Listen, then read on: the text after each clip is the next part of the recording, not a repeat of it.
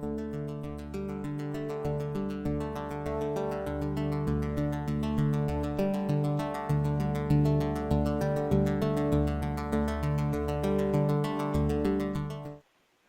gabi po sa lahat. Welcome po muli sa ating Cross-Examined Ministry. Kamusta po kayo mga listeners? Kamusta po ang inyong buong isang linggo muli? Sana po ay nasa mabuti kayong kalagayan at sana habang kayo nakikinig, maaari sigurong may kumakain, maaari sigurong tapos na kumain, alas 7.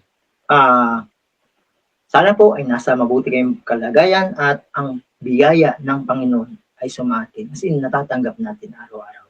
Ito man ay sa anumang forma, matanggap pa rin natin ang biyaya ng Panginoon. Muli po sa ating mga bago, baka may mga bago sa atin sa bagong pakinig lang po, bagong panood lang sa ating Facebook page na Cross-Examined. Type nyo lang po ang Cross-Examined, like, share, o kaya naman po ay sa ating YouTube channel. Baka po meron pong nice bumisita, iniimbitahan ko po ang bawat isa sa atin. Nandito na po tayo sa ating episode 3 na mamaya itatalakayin natin. May mga nakikita na tayong mga bagong ideas tungkol sa kung paano i-examine ang scripture upang magbigay ng pag-asa. Kaya bago tayo magsimula, ay tayo muna po ay mananalangin. Maraming salamat Panginoon sa natanggap namin pagpapala. Tulungan na maintindihan pa namin ang banal na kasulatan ng Bible na makita din namin muli ang ganda ng liwanag ng Ebanghelyo. Gaya ng prayer ni Moses sa Exodus 33 verse 18, aming dalangin, makita namin ang inyong kaluwalhatian. Muli, kayo nawa na mangyari at sumama ang Holy Angels, i-bless ng Holy Spirit ang ganitong gawan. Ito po'y aming pagsusumamo, hindi sa aming katwiran, kundi kay Kristo lang bilang aming katwiran. In Jesus' name. Amen. Okay. Ito na po yung ating episode 3. Episode 3 na tayo ngayon. Yan. Episode 3, Seeing Christ in All Scriptures. Paano nga ba ito mangyayari? Wait lang po. Maalala ko lang, dun sa mga nag-tune in po sa ating AWR Pamas Palawan, 96.9 FM po ang ating istasyon para po sa kaalaman ng marami.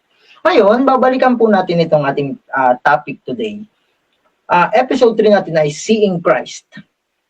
Makita si Kristo sa lahat ng kasulatan. Paano nga ba yun?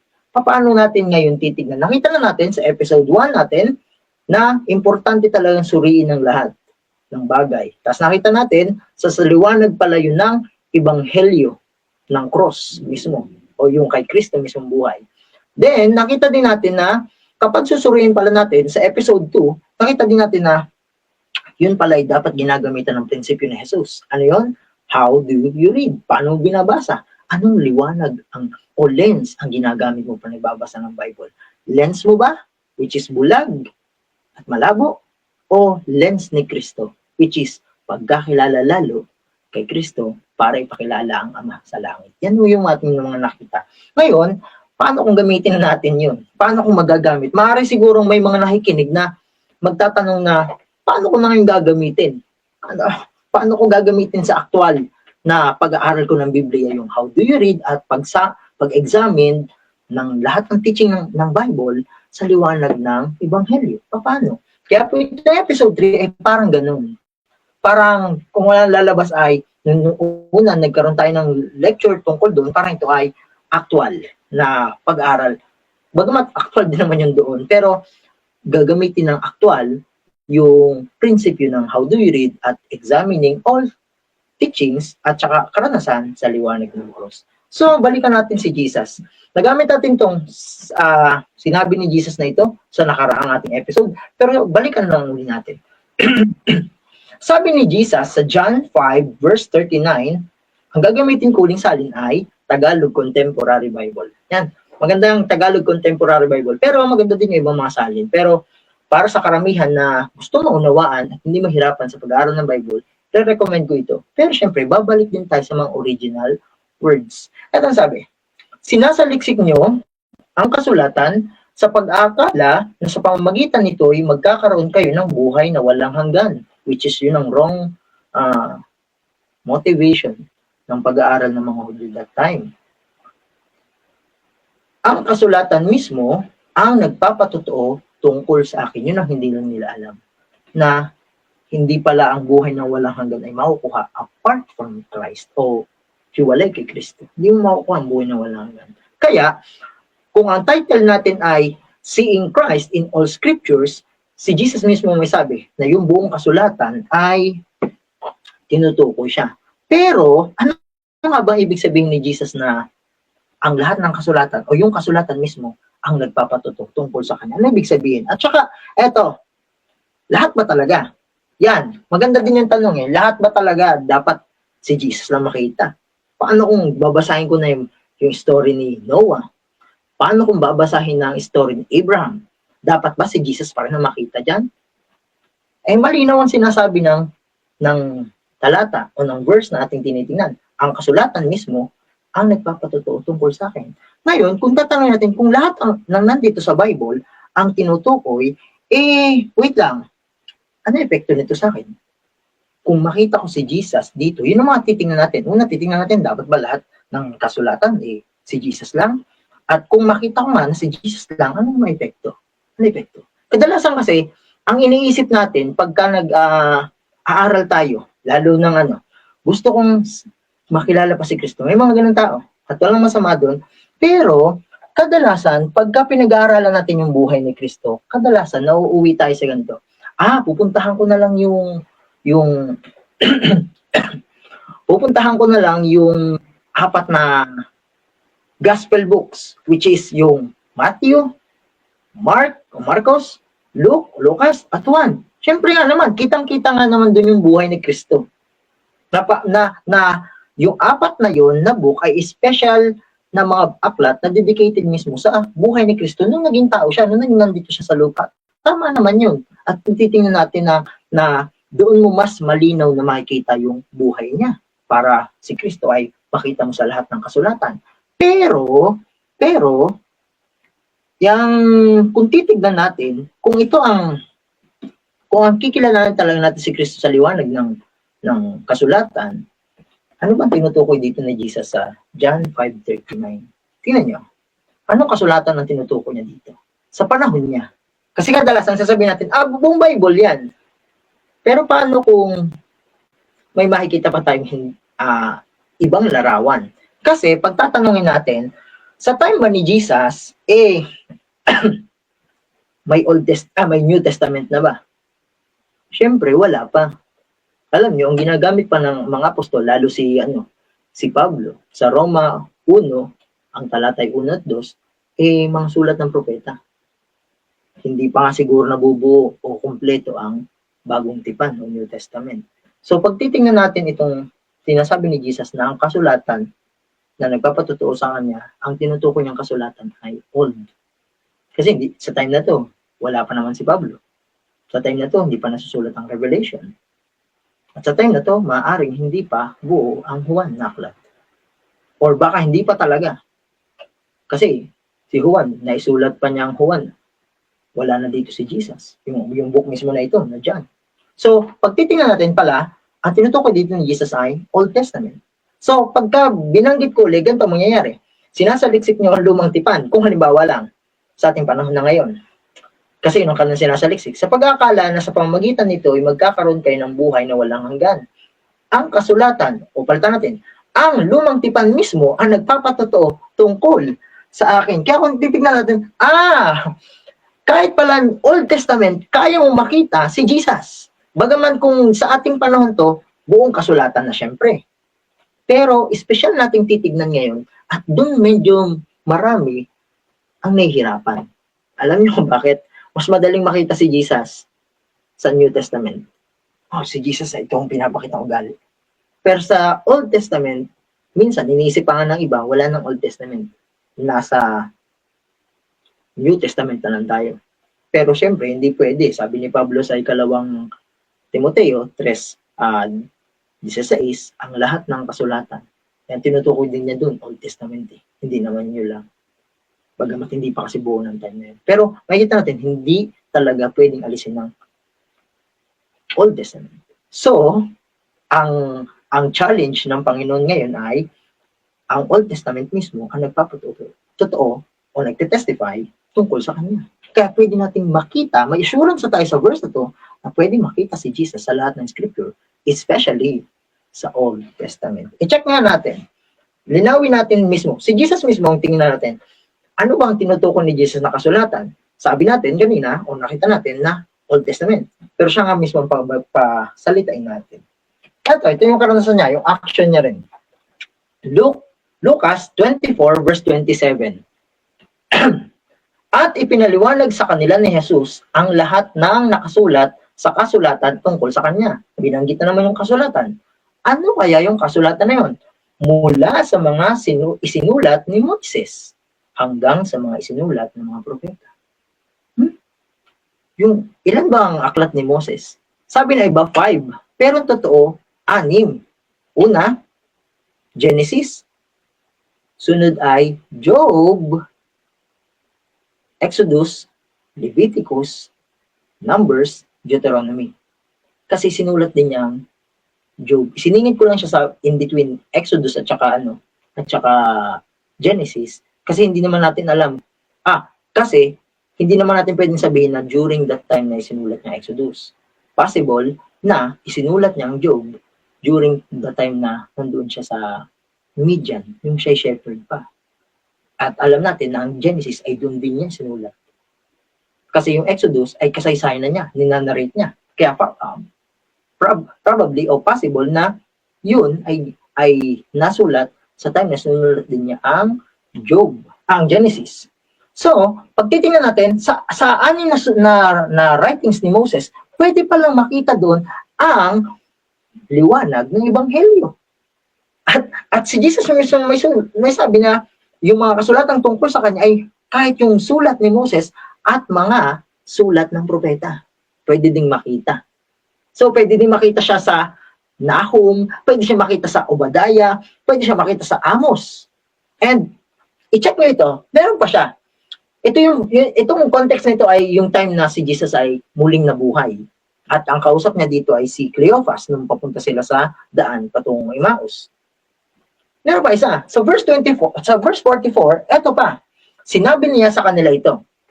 Ito ang mga salitang sinabi ko sa inyo nang ako ay kasama pa ninyo. Ito naman, ang context ay yung nagpakita na siya sa mga alagad. Pagkatapos niya magpakita kanila Cleophas, nagpakita na din siya. Dahil bumalik si na Cleophas eh. Kasi sabi niya dito, nagpakita na.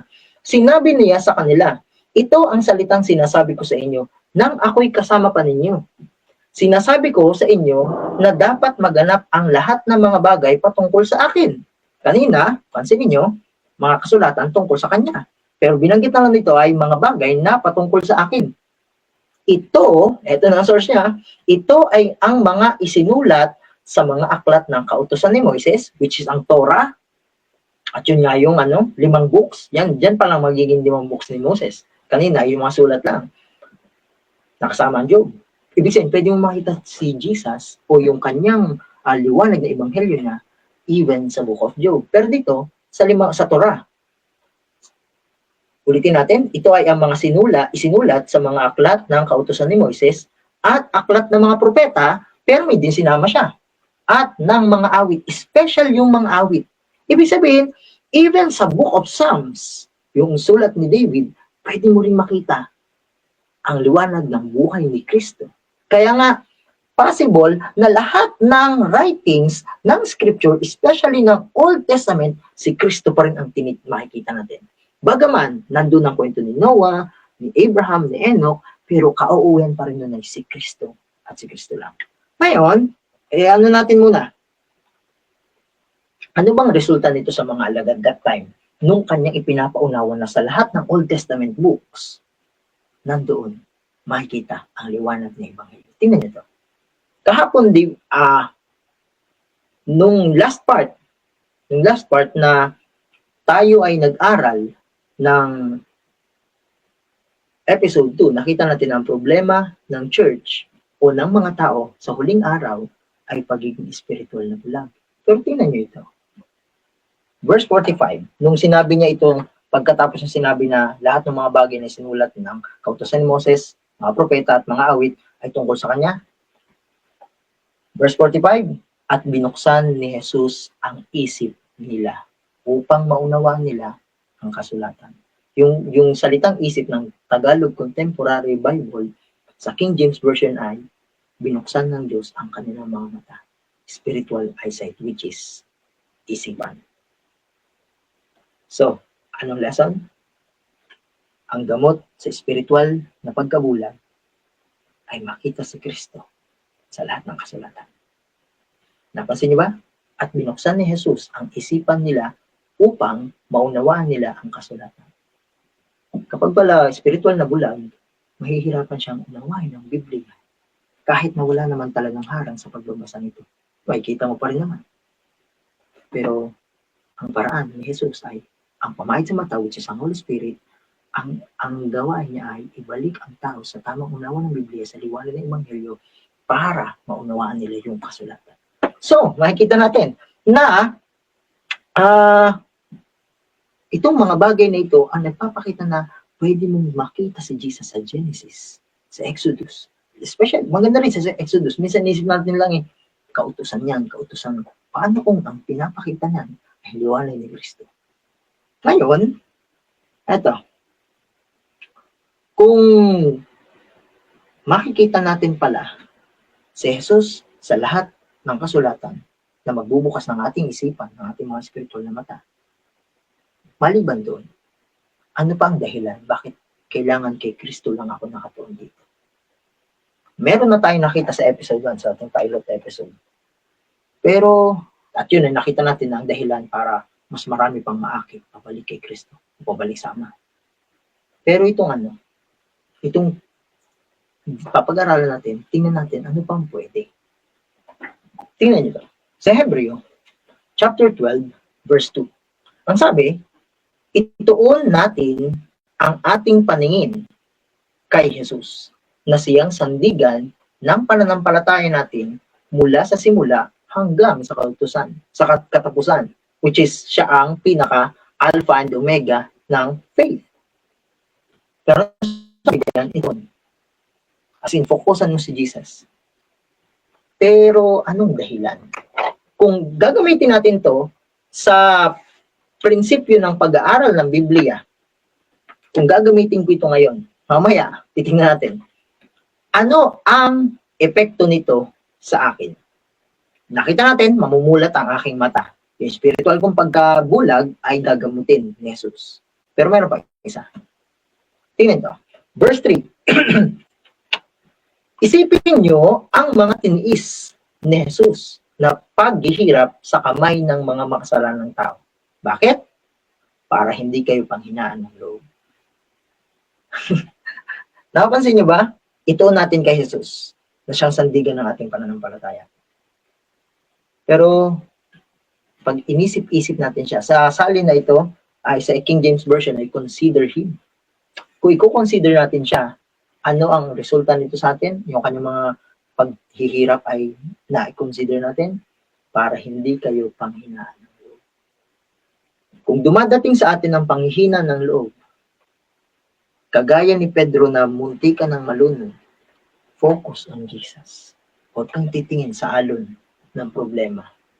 Kadalasan kasi, mas madaling tumingin sa realidad na meron tayo kaysa tumingin sa realidad ni Kristo. Kasi minsan, pag titingnan natin, ang realidad kasi ni Kristo ay sa salita lang. Pero ang realidad kasi ay yung realidad talaga. Pero sabi ni Jesus, lumakad ka sa pananampalataya, hindi sa nakikita mo. Ano ibig sabihin nun? Lumakad ka kung anong nakikita ng Biblia. Kasi ang pananampalataya galing sa pakikinig sa salita.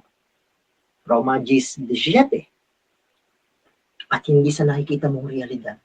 Dalawa kasi ang realidad na pwede natin makita eh.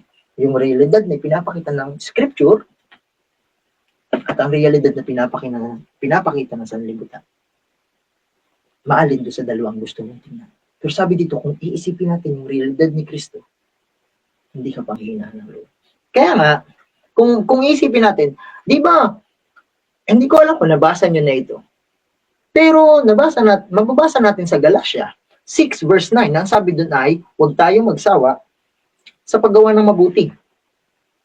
Dahil darating ang panahon ng pag-aani. Pero ang paraan, para hindi ka panghinaan o magsawa. Kasi dito, yung panghinaan ng loob ay hindi lang basta panghinaan, kundi magsawa. Ang paraan pala para hindi magsawa sa paggawa ng mabuti o hindi mangapagod sa ibang salin ng Galatians 6 verse 9 ay ito, tingnan mo si Kristo, isipin mo siya. Kaya kailangan ng oras sa pag-aaral nito. Hindi para ikaw ang magpakabanal sa sarili mo, hindi pa kaya. Alam kong iisa lang may kaya nun, si Kristo, buhay niya. Pero kung mangyayari yun, kung iisip-isipin mo siya, yun, di ka panghihinaan ng loob. Araw-araw, mabibigyan mo pa ng pag-asa ang iba.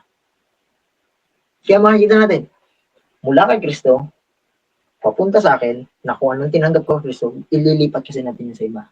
Pero, bago mo inilipat sa iba, nakita natin sa unang Timoteo, last time na nag-aral tayo, ay, kailangan ikaw muna ma-benefit o magkaroon ng karanasan tungkol sa pagtingin kay Jesus. Ngayon, tingnan nyo ito. Gagamitin ko uli ang isang Adventist pioneer na kilala na natin, si E.J. Wagoner, sa aklat niyang Christ and His Righteousness, page 6, paragraph 2. Siguro, darating ang time na ipapaliwanag ko, bakit ginagamit ko rin itong si Wagoner? Sino pang mga pioneer ang gagamitin ko alongside with Ellen White? Sila naman ay ginagamit ko, bigyan na natin ng konting hapyaw, ginagamit ko lang sila as confirmation, pero hindi silang ultimate source. Ang ultimate source natin na ito, confirmation. Simple. Kung gusto natin makita yung pinag-aralan, nakita din ba ng iba yung nakita natin ngayon, pag-aaral ng Biblia? Tingnan din natin yung mga sinaunang Adventista. At marami pa sila, marami pang Adventist pioneers ang tatalakayin natin para makita natin, ganun din pala yung study nila, nakita nila. Tingnan nyo to.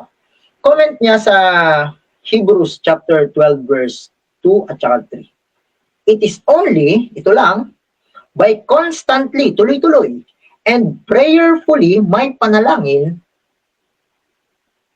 considering Jesus, ulitin natin, it is only by constantly and prayerfully considering Jesus as He is revealed in the Bible that we can keep from becoming weary in well-doing and from fainting by the way.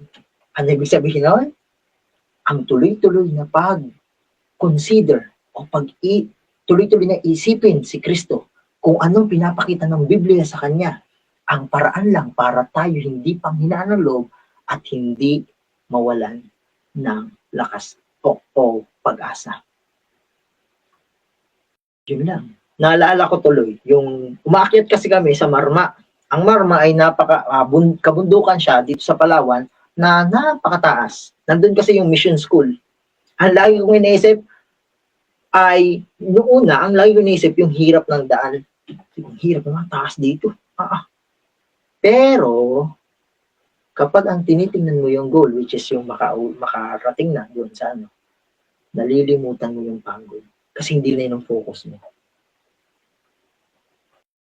Practical lesson, ay practical natin itong tinuturo ng Panginoon sa Hebrews at sinuportahan ng aklat ni Wagoner kung ang goal natin ay si Jesus. Si Jesus at ang kanyang ugali.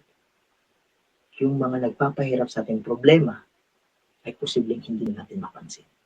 Kasi tingnan nyo, nasubukan nyo na po ba na tumingin sa isang ilaw na napakatagal? Tapos pagtingin nyo, pumikit kayo, di ba parang nandun pa rin yung ilaw? Ganun ang epekto kapag tuloy-tuloy kang tumingin sa isang bagay, sa isang ilaw. Ganun din ang mangyayari pag tuloy-tuloy kang titingin kay Jesus. Now, ano magiging resulta nito sa atin kapag naranasan natin ang bagay na ito? Hindi na humina ang ating kalooban, hindi dahil sa sarili natin, kundi dahil tinitingnan natin ang tuloy-tuloy sa Jesus, kung sino siya talaga sa Biblia. Tingnan niyo po. Unang Pedro 3:15. ADB, ang dating Biblia, 1905 na publish. Sabi dito ni Pedro, kundi inyong ariing banal si Kristo na Panginoon sa inyong mga puso at mangyayari lang yun kung tuloy-tuloy mo siyang titignan. Maaari mong banal, masasanctify si Jesus sa puso mo.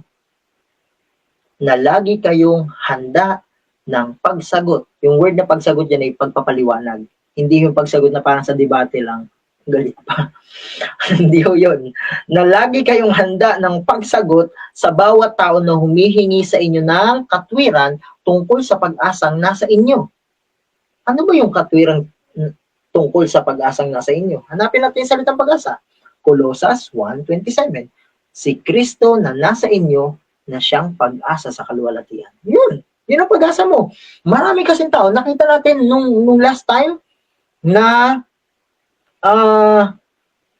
ang simbolo nung Ethiopian, yung eunuch, nung sa episode 2 natin, yun ay representation na napakaraming tao na naghahanap ng totoo. At kahit siguro, maaaring sa Facebook, maaaring sa YouTube, maaaring sa radyo, naghahanap din sila. Hindi nga lang halata. Kasi pag tayong gumamit na ating sariling mga paningin, parang lalabas, parang hindi naman sila interesado. Baka yun ang tingin lang natin. Baka yun lang ating iniisip. Pero maraming humihingi. At nanghihingi sila ng pag-asa. Kaya nga itong AWR Pamas Palawan ay laging tagline niya ay tinig ng pag-asa sa bawat pamilya. At syempre, mangyayari lang yun kung si Kristo ay nananatili sa puso. Hindi ikaw, kundi si Kristo. Kasi sabi doon, ngunit sa kamuan o paggalang o takot. Yun lamang. At pag nakita natin yun na ganun, pag napalitan ang ating mata, mas namulat itong mga mata natin, dalawa makikita natin. Ang pangangailangan ng tao kay Kristo. At eto, kung ano ang pwedeng isupply ni Jesus. Dalawa, hindi naman siya nawawala. Problema at solusyon. Hindi yan pwede maghiwalay. Ngayon, kaya ba talaga? Yan na, gamitan na natin ng practical. Kaya ba talaga na makita si Jesus sa lahat ng scripture, especially sa Old Testament? Nakita na natin yung mga dahilan na bakit kailangan si Jesus tingnan. Pero, kaya ba? Siyempre, ngayong gabi, hindi natin mauubos yung buong Old Testament na tingnan. Kaya pipili lang po ako ng isang kwento sa Biblia. Marami, pwede kayong mag-study at sigurado ako na kapag natapos itong presentation natin, pwede nyo subukan sa inyong mga libreng oras. Kung paano gagamitin ito. Kung paano titingnan ko si Jesus para siya ang aking kalakasan at hindi ako panghinaan ng loob. Now, sa bawat pahina ng Bible, si Jesus lang. Yan, gamitin natin. Pipili lang po ako na isa na pwede nating i-consider. Subukan lang natin. Isa lang po. Pero, bago natin i-consider, yun, kasi posible pa rin, kung titingnan ko si Kristo, may mga time, baka hindi ko makita si Kristo. Baka, paano ko makita si Kristo dito? Hindi ko siya nakikita pa din. Hindi ko maintindihan. Paano nasabi ng kapatid na narinig ko, napanood ko?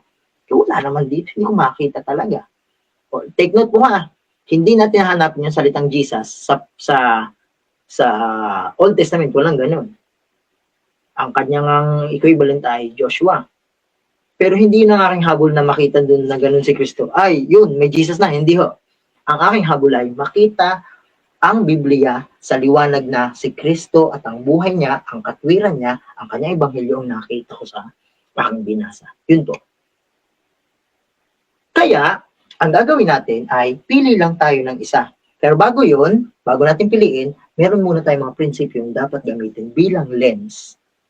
Pagka isang tao ay medyo malabo ng mata, gumagamit siya ng salamin. Tama. So, dahil spiritual na pagkabulag tayo, may spiritual na pagkabulag tayo, ang ating dapat hilingin ay, Panginoon, bigyan mo ko ng tamang lens sa pagbabasa ng Biblia. Ipinakita na si Kristo ang lens, pero specific sana, Panginoon. Sige, subukan natin. Ano mga specific na lens? Siyempre, ang specific na lens ay gospel. Dahil ibibigay ng Holy Spirit. Tingnan nyo to. Santiago 1:17. Kuha tayo ng prinsipyo bago natin gamitin ito sa babasahin natin. Lahat ng mabubuti, 1:17 ng Santiago, lahat ng mabubuti at angkop na kaloob ay nanggaling sa Diyos. Yung mahalaga yan na prinsipyo. Na siyang lumikha ng mga bagay sa langit na nagbibigay liwanag. At kahit pabago-bago at paiba-iba ang anyo ng mga anino nito, ang Diyos ay hindi nagbabago. Wait, itong salin dito sa Santiago 1:17 ng Tagalog Contemporary Bible, itong bandang at kahit pabago-bago, ang totoo, sa original na salin ay wala nakalagay na ganyan. Kundi ang totoo, at ito ay hindi nagbabago kahit pa ang anino nito. Kaya nga Diyos hindi nagbabago. Pero, ang prinsipyo kukunin natin dito na mas malinaw ang pagkakagamit sa Tagalog Contemporary Bible ay ito. Lahat ng mabubuti, lahat, at angkop na kaloob ay nanggaling sa Diyos. Ang tamang pag-uugali ay galing sa Diyos. Ang tamang lahat na makikita nating mabuti sa tao ay galing sa Diyos, hindi sa kanyang sarili. Mahalagang prinsipyo yon ng pag-aaral ng Biblia. Kasi may mga pagkakataon at mamaya makikita nyo kung bakit. Na minsan, pag tinitingnan natin ang Biblia, minsan na naisip natin hindi si Kristo, kundi yung taong binabasa natin sa Biblia. Ano ibig ko sabihin? Tingnan natin mamaya. Pangalawang prinsipyo na gagamitin natin bilang lens ng pag-aaral ng Biblia ay itong Romans 7 verse 18. Paano kung sa tao? Ano ba meron sa tao pati? Alam ko, sabi ni Pablo sa sarili niya, alam kong walang mabuti sa akin. Yung word na walang mabuti sa akin, ay wala. Ang tinutukoy ko ay ang makasalanan kong pagkatao. Dahil kahit gusto kong gumawa ng mabuti, hindi ko ito magawa. So, pag pinag-combine natin yan ay lahat ng pwede nating makita sa Bible, lalo sa Old Testament, na mabubuti sa tao, hindi sila yun. Galing yun sa Diyos. Kasi kung sa tao lang, sabi ni Pablo, general speaking, humanity speaking, sabi niya, alam kong walang mabuti sa akin. Sa kalooban ko, walang pwedeng makita mabuti. Kaya may mga pagkakataon, itong nalilimutan natin prinsipyo. Minsan na naisip natin na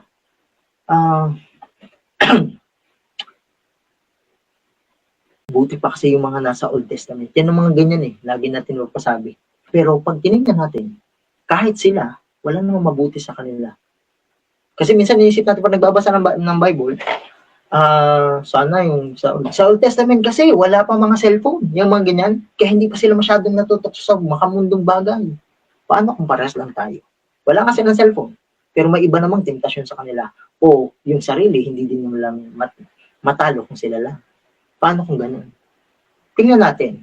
Ngayon, kung ang lahat ng mabubuti ay galing sa Diyos, paano ko matatanggap yung lahat ng mabubuti yun? Para makita ko.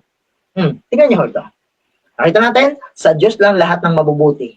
Ganun ang gagamitin nating lente sa pagbabasa ng Bible. At sa tao, wala-wala talaga.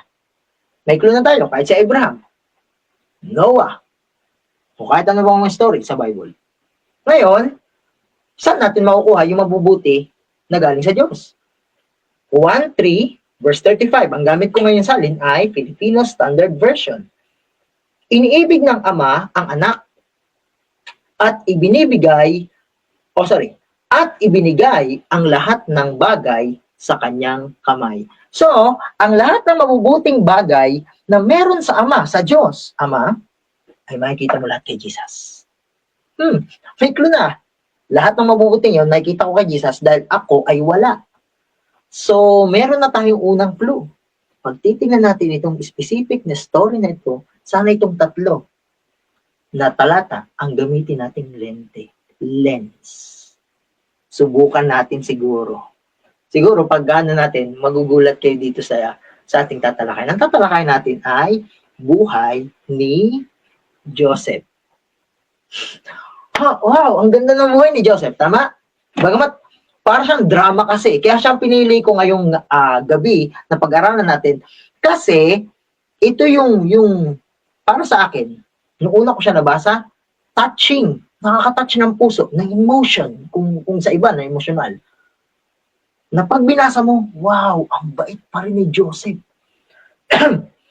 Kahit na siya ginawa ng gano'n, ng ganyan, mga gano'n, tapos mapapasabi ka na lang, sana all. Pero, tingnan kaya natin yung sa liwanag na galing sa Diyos ang lahat ng mabubuti at yun ay matatagpuan kay Kristo at sa sarili natin, sa sarili ko, wala akong kabutihan. Tingnan kaya natin yung gano'n. Okay, subukan natin ang story ni Joseph. Pero, bago natin subukan, lagyan ko lang ng konting comment mula kay Ellen G. White. Sa kanyang aklat na Patriarchs and Prophets, page 239, paragraph 2. Ang sabi niya, the life of Joseph, yung buhay daw ni Joseph, illustrates the life of Christ. Yung buhay ni Jose ay naglalarawan ng buhay ni Kristo. Paano yun? Makikita mo agad, mamaya. So, every time bumabasa ka ng life ni Joseph, hindi pala life ni Joseph ang nakikita dapat. Life ni Jesus. May clue na kayo siguro. Pero tingnan natin ng maayos pa. Tingnan natin sa scripture. Ngayon, pag tingnan natin sa scripture, ano nga ba talagang pwede kong makita? Ngayon, nandito yung salin ko na na King James Version. Pero gamitin ko yung salin ng Tagalog Contemporary para medyo mababaw. Okay, punta tayo sa Genesis 37. Itong ating gagawin ngayon ay snippets lang. Kukuha lang tayo ng mga portion. Hindi kasi natin mauubos ngayong gabi. Ngayon, sabi dito sa Genesis 37 verse 13 at saka 14 sa Tagalog Contemporary Bible ay ito. Sinabi ni Jacob kay Jose, ang mga kapatid mo ay naroon sa Shechem na nagpapastol ng mga hayop. Pumunta ka roon at tingnan mo kung maayos ang kalagayan ng mga kapatid mo. At ng mga hayop, bumalik ka agad at sabihin sa akin. Sumagot si Jose, opo, ama. Yan. Kung makikita nyo, kahit dito lang, for face value, makikita natin, isang tingin lang, makikita natin si Jacob ay ama ni Joseph. May ibinigay na mission si Jacob kay Joseph. At yun ay, tingnan kung anong ginagawa, anong kalagayan ng kanyang mga kapatid at ng mga hayop. At ang sagot ni Joseph ay, opo, ama. Ulitin natin ang Santiago 1:7. Lahat ng mabubuti ay galing sa Diyos. At yun ang matatagpuan kay Kristo. Sa sarili, wala. Dito makikita natin, masunurin ba si Joseph? Yes! Pero kanino yun na magsunod? Kay Jesus. And then kay Joseph. Paano yung nangyari? Mamaya makikita nyo kung paano. Pero wait. Kaya mula sa lambak ng Hebron, pumunta si Jose sa Shechem. Kasi wala pala dun sa Shechem yung kanyang mga kapatid, kaya pumunta siya ng Hebron. Malayo pa si Jose ay nakita na siya ng mga kapatid niya. Ay, kilala nila eh. Kilala nila. At bago pa siya makarating, binalak na nila na patayin siya. Hindi ba para itong senaryo ng cross? Inaabangan ng mga Hudyo ang Mesiyas. Pero nang dumating, hindi naman nila tanggap. Nakita na nila eh. Wait, hindi ko sinasabing hindi to talaga senaryo ni Joseph. Siyempre, senaryo ni Joseph. Pero dahil ang prinsipyo ay makita si Kristo sa lahat. At makita na ang bawat kwento ng Bible ay saliwan ng Ebanghelyo, makikita natin, sumasalamin itong kwento ni Jose sa mismong kwento ni Jesus. Alam niyo kung bakit? Tingnan niyo. Kapatid niya, tama? Mga kapatid niya yung mga yun. At kung tutusin, ito ay kadugo niya mismo. Sa ama nga lang. Kasi magkaiba sila ng magulang. Pero tingnan natin, anong turing ng Panginoon sa atin? Para makita natin, kung kay Jose ganitong senaryo, anong prinsipyo ang lumalarawan kay Jesus? Tingnan niyo, anong tawag? Anong relasyon ni Jose sa kanyang mga kapatid? Siyempre, mga kapatid. Ngayon, ano ang relasyon natin kay Jesus? Anong tawag niya sa atin? Yun yung putong Hebreo. Hebreo 2:11. Si Jesus ang naglilinis ng ating mga kasalanan. Amen. At ang kanyang ama ay siya rin nating ama. Uy! Tingnan nyo. Kaya hindi niya ikinahiya na ituring tayong mga kapatid. So, siya ang tunay na big brother, elder brother. Siya ang tunay. At ang tawag niya sa atin ay mga kapatid. Jose, Jesus, meron siyang kapatid, si Jose. Tayo ang kanyang mga kapatid. Pero makikita natin na kung babalikan natin, nakita naman malayo pa si Jose, nakita na siya ng kanyang mga kapatid, pero may lihim silang galit sa kanya. Ganun din ba nangyari kay Jesus? Tingnan natin. John 1, ang talatay 11. John 1 verse 11. pumunta siya sa sarili niyang mga kababayan. Ay yung salitang kababayan dito ay brethren, kapatid, kapamilya. Pumunta rin ba si Jose sa kanyang mga kapatid? Makikita natin ang connection. Pero anong ginawa kay Jose? Binalak siyang patayin. Kay Jesus, pero tinanggihan siya ng karamihan. Pero alam natin, binalak din siyang patayin at napatay siya. Totoo, hindi si Jose pinako sa literal na kahoy na cross. Siya ay napunta dun sa pit o hukay. At si Jesus sa cross. Pero the same principle. Na yun ang magbabago sa iyong isipan na, kung ano nangyari kay Jose, posibleng mangyari din sa mga taong papayag na tumira si Kristo sa puso nila. Kung natin padalingin, nagtagumpay siya sa therefore, huwag muna natin pabilisin. Pero at least makikita natin na may connection. Na pag nag-aaral ka ng Bible, sa liwanag na kay Kristo lahat na mabubuting bagay, ibig sabihin kay Jose, galing yun kay Kristo. Kung makikita natin mamaya. Ngayon, balikan natin si Jose. Genesis 27 verse 23. Kaya pagdating ni Jose, hinubad. Meron na. Hinubad nila ang mahaba at magandang damit nito. Pagdating ni Jose sa kanyang mga kapatid, ang una nilang ginawa, hindi patayin siya. Hubaran. Yun ang prinsipyo. Kay Jesus, pagdating niya dito, dahil ayaw ng mga tao, ayaw ng mga Hudyo, lalo ng mga leaders, sa kanyang mga teaching, sa kanyang buhay, na makatwiran, diba, bago siya ipako sa krus, hinubaran siya. Pinaghati-hatian. Sabi pa nga dito sa, meron ba ako? Ay, wala. Sabi pa nga dito sa Matthew 27 verse 35, na pinaghati-hatian nila yung kanyang damit. At bago siya siyempre ipako sa krus, hinubaran muna siya. Makikita niyo yung principle. Although, magkaiba sila ng senaryo. Siya nasa Shechem, si Jesus ay nasa Jerusalem. Pero hindi lang natin habol. Ang habol natin dito yung prinsipyo na makikita na kapag nagbabasa tayo ng Biblia, lalo sa story ni Joseph, makikita mo, parang si Jesus to. At alam natin na kapag yun ang nakikita natin, nagbibigay yun ng pampalakas ng loob para hindi ka manghina sa paggawa ng mabuti, sa pag-reach out. Hindi lang New Testament na makikita mo ng ganyan, kundi pati Old Testament. Next, tingnan natin. Wait lang. Alam natin na ganito ang ginawa kay Joseph. Genesis 27 verse 28. Kaya pagdaan ng mga mangangalakal na Ishmaelita, iniahon nila si Jose mula sa balon at ipinagbili nila sa halagang 20 na pilak. At dinala si Jose ng mga Ishmaelita sa Ehipto. Mapansin natin, no? Si Jose ay binenta ni Judah. Si Judah nakaisip talaga nun, bagmat nagsang-ayon sila lahat, pero si Judah nakaisip na ibenta na lang siya, imbes na patayin. At ibinenta siya sa halaga ng 20 pirasong pilak. Halaga ng alipin. Meron na kayong clue? Si Jesus din. Magkaiba lang sila ng presyo. 30 ang kay Jesus. Pero the same lang sila ng prinsipyo.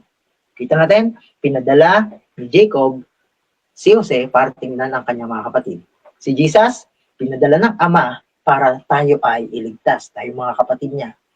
Pero pagdating ni Joseph ay binalak siyang patayin. Pagdating din ni Jesus dito sa lupa, tinanggihan siya at eventually, pinatay siya. Pero nakita natin ngayon na si Joseph ay binenta sa halagang 20 pilak. Si Jesus ay binenta rin. Kaya magkaiba lang sila, 30. Pero the same yun na halaga ng alipin. Alipin. Take note, ito. Pansinin nyo to. Alam nyo ba yung salitang Judah na Hebreo ay ang katumbas ng sa Griego ay Judas. Oo naman! Makikita nyo, parang ang history ni Jesus na nangyari sa kanya ay nare-replicate lang, nauulit lang sa story ng nakaraan. Hindi lang natin ito nakikita kasi nga tinitingnan natin si Joseph lang to. Totoo, si Joseph naman talaga ang pinag-uusapan dito. Pero kung titingnan natin to sa liwanag ng buhay ni Kristo, si Kristo ang makikita. Pero mayroon pa isa. Yung pagpapatawad mismo ni Joseph. Pag titingnan natin yun, yan. Minsan naisip natin ganito. Si Joseph kasi mabait. Si Joseph kasi ay talagang pinagpala ng Panginoon na magpatawad para hindi galitan ng Nile. Totoo naman yun. Pero nakita natin ang prinsipyo, galing sa Diyos ang lahat ng mabubuting bagay. Ang tao sa sarili niya, pag kukunin yung kaibuturan ng puso niya, walang mabuti. Kay Jesus lahat galing yan dahil binigay ng Ama lahat ng mabubuti kay Jesus sa kanyang mga kamay. Ngayon, tingnan natin yung pagpapatawad ni Joseph. Alam niyo, marami tayong pwedeng makita dito sa pagpapatawad ni Joseph. Genesis 45 verse 4. Kaya't sinabi ni Jose, lumapit kayo sa akin. Clue ulit. Sino nagsabi niyan? Jesus, Matthew 11 verse 28. Ito yung time na inireveal na niya yung sarili niya. Nung nakita niyang si Judas ay nagbago, si Judah ay nagbago na. Sabi niya, lumapit kayo sa akin. Nang lumapit sila, sinabi niya, ako si Jose na kapatid ninyo, ang ipinagbili at dinala nyo rito sa Egypto. Nireveal niya ang sarili niya. Pero bakit kailangan niya sabihin kung anong ginawa nila? Simple. Hindi dahil pinatawad na sila, hindi o parang ganito. Hindi ibig sabihin na nakita na nila si Jose ay wala pa rin, hindi pa rin yung parang ganito. Paano ko ba sasabihin ito? Ipinapakita pa rin ng talata na ang kasalanan nila ay iyon. Ipinagbili at dinala si Joseph sa Egypto. Ang kasalanan ay kasalanan. Pero makikita natin, bagamat makasalanan yung nagbenta sa kanya, ano sabi pa rin ni Jose? Lumapit. Totoo. May kasalanan tayo kay Jesus. Nakagawa tayo ng malaking kasalanan. Pero hindi niya sinabi na, tama naman talaga na may kasalanan tayo. Sasabihin pa rin niya sa atin na nagkasala tayo. Pero iniimbitahan niya tayo sa talatang ito, Genesis 45:4. Nakagaya ni Jose, sasabihin pa rin ni Kristo na lumapit kayo sa akin kahit nagkasala kayo. Isaiah 1:18, tayo yung mga tuwiranan sa isa't isa. Na kahit ganun kadumi ang ating kasalanan, tayo kanyang nilinisin pa rin. Kaya makikita natin, parang nakikita ko, ebanghelyo na. Kaya nga po, yun ang dahilan bakit ginagamit natin ang cross-examine sa liwanag ng ebanghelyo para makita natin na every time tayo magbabasa ng Bible, hindi natin makakalimutan ang gospel at si Jesus na hindi na si Jose ang focus natin. Bagmat si Jose, story ni Jose ito, hindi si Jesus na ang resulta ay magbibigay sa atin ng pag-asa para hindi pa hinanan. Yun ang gawain ng Panginoon. Ba't niya kailangan imulat ang mata natin? Kung tingnan niyo, verse 5, no? Genesis 45. Ngayon, huwag kayong mag-alala at huwag ninyong sisihin ang sarili nyo dahil ipinagbili nyo ako rito.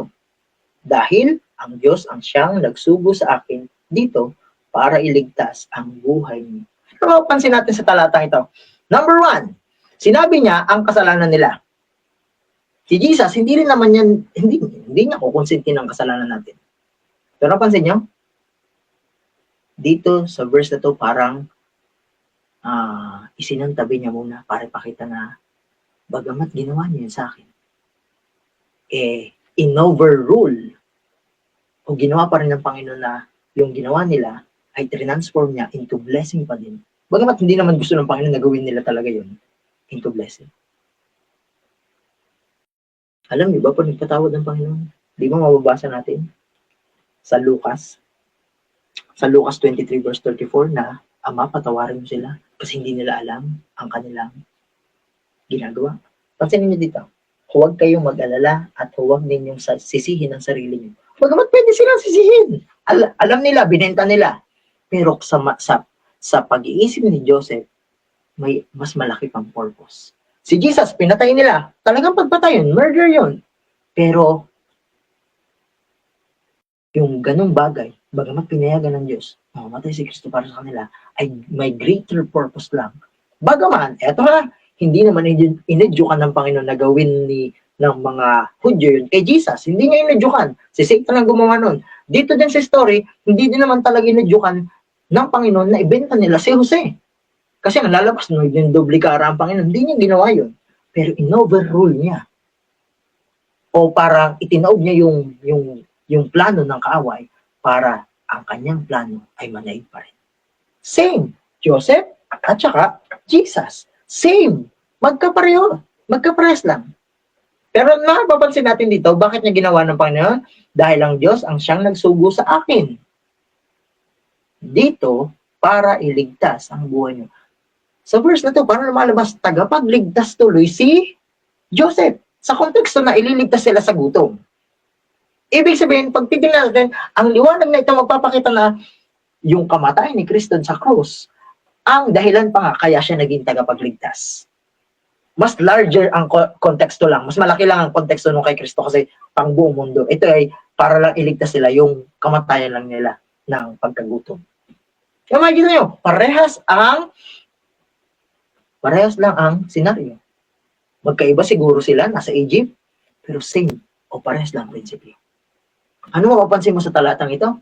Nagiging si Kristo ng focus, imbis na si Jose. Nagiging mas interesante pa. Bagamat interesante rin yung kwento ni Joseph. Kasi naalala ko, kahit ako'y grade 5 ko ito nabasa, nakakaluha, nakaka-touch na. Ang bait naman ng tao ito. O pag ganyan ako sana all. Pag ganyan. Pero, ang tanong natin ay, paano yung nangyari kay Jose? Kasi kadalasan, pag nagbabasa talaga ang tao, ang ganito ang gagawin agad nila. Puti pa si Jose, no, mapagpatawad. Ang tigas kasi ng puso ko. Lalo pag nakita ng kalabang ko. Natigas. Kaya napapaisip tayong hindi siguro makukuperan yung kay Jose. Paano kung meron tayong malaman kay Jose na nangyari na magpapakita na pwede pa lang yung mangyari sa'yo. Bagamat ang puso ng tao hindi papasakop at kailangan siyang mawala. Pero paano yung nangyari kay Jose? Kasi tingnan nyo, kung si Jose mapagpatawad, kanino galing yun? Nakita natin yung prinsipyo, babalikan natin. Ang lahat ng mabubuti ay galing sa Diyos. Pero yung galing sa Diyos ay na kay Kristo lahat. At ang tao, wala. Kung ilalagay natin to kay Jose, ang nalabas, hindi si Jose ang gumawa nun. Paano? Tingnan nyo to. Nagpatawad si Jose, tama? Oo. At ang lahat ng mabubuting gawa o mabubuting kaloob ay galing sa Diyos. Mabuti ba yung ginawa ni Jose na magpatawad? Yes. Pero galing yung kanino? Tingnan niyo po ito. Hindi natin siguro nabasa ito. Pero sinugo ako rito ng Diyos para mailigtas kayo at mapanatili ang marami sa inyo rito sa mundo.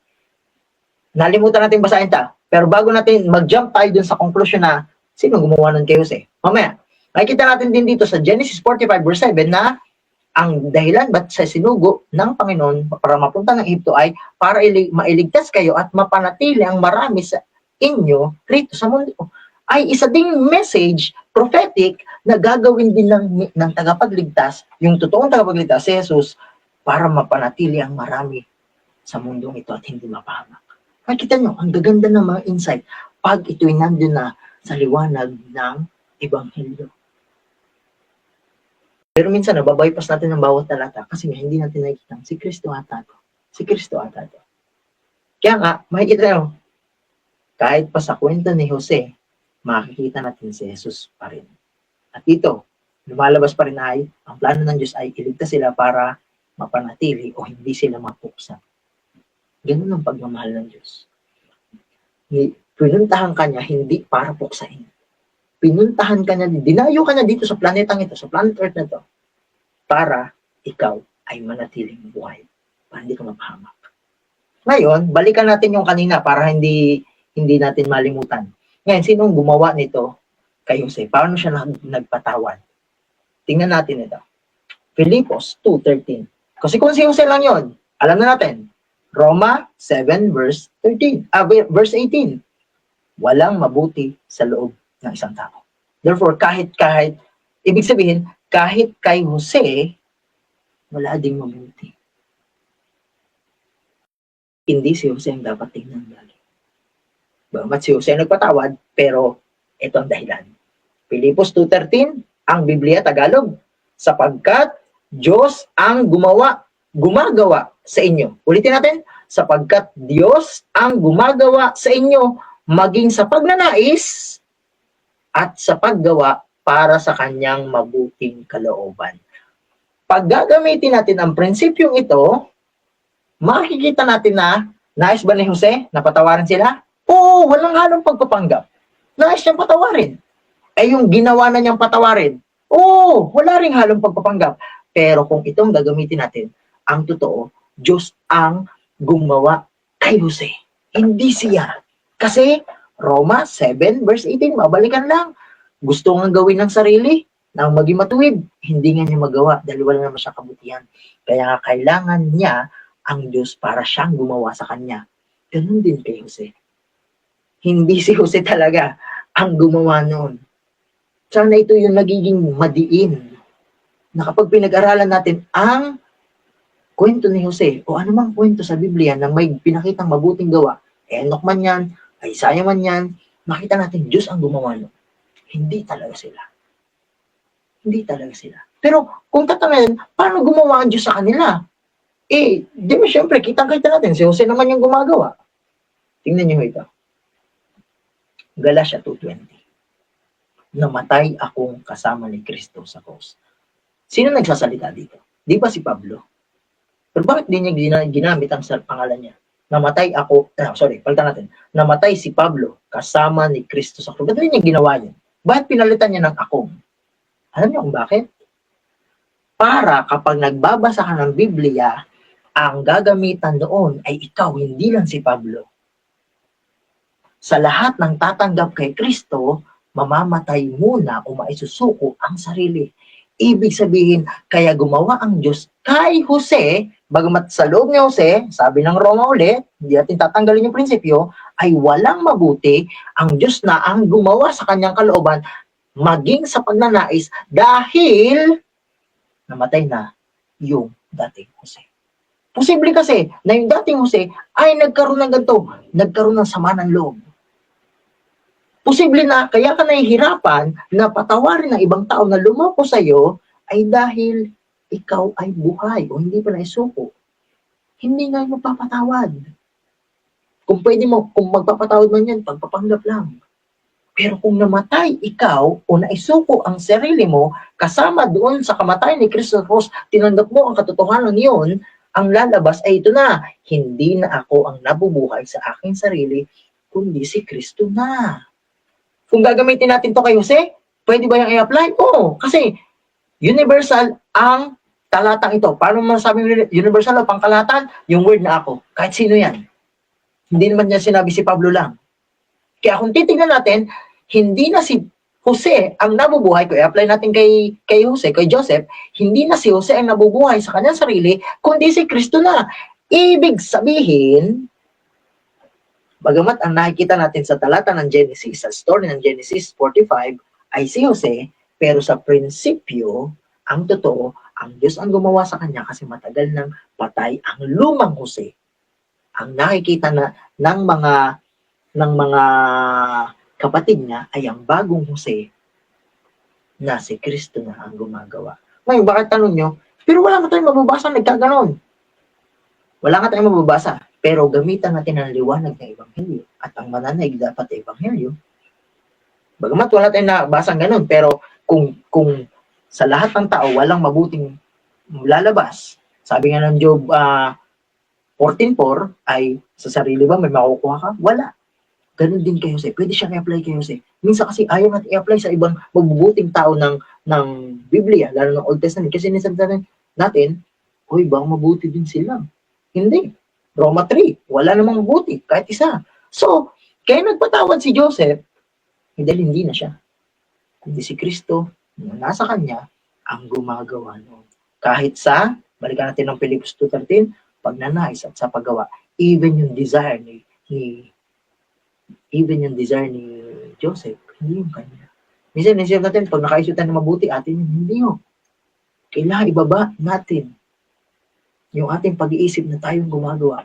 When in fact, hindi naman talaga tayo. Bakit tanong nyo? Pero si Jose, mababasa ko. Basahin uli natin ang talata. Hindi na ako nabubuhay sa aking sarili, kundi si Kristo na. Pero tingnan nyo, ipinamumuhay ko ang buhay kong ito. Buhay pa rin naman siya kasi literal, buhay siya. Pero, si Kristo na ang nabubuhay sa kanya. Literally, buhay siya. Pero spiritually, patay na yung dati niyang pagkatao. At si Kristo na ang nabubuhay.